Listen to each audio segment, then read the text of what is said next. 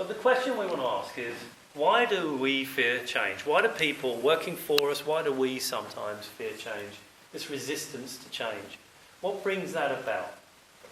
Okay, well, I had a few thoughts about this over the Christmas period. I was thinking about, generally speaking, experiences I've had, which I suppose are probably mirrored by so many other people, just life experiences. And generally speaking, change is forced upon us. I mean, we don't have much control over an awful lot of things that influence our daily lives, both at work and in our personal life.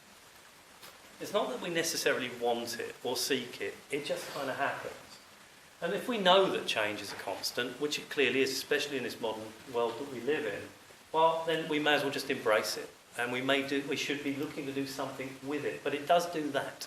It causes distress, stress. People feel very unsettled by change.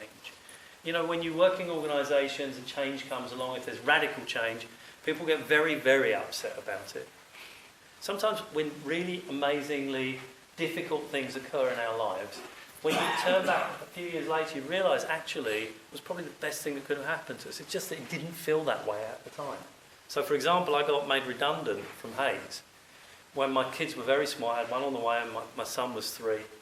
And it was frightening. I had the mortgage to pay for and everything else going on.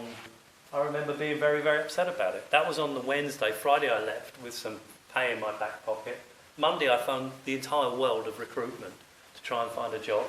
And I was asked to go up to see Office Angels. I joined Office Angels a week later.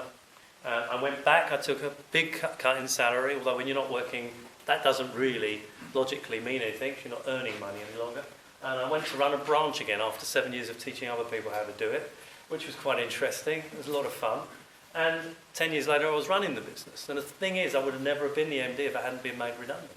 At the time, when I was made redundant, it felt literally like the end of the world. So it's interesting when you look back over your lives, when you think of these moments, that actually it's just your story.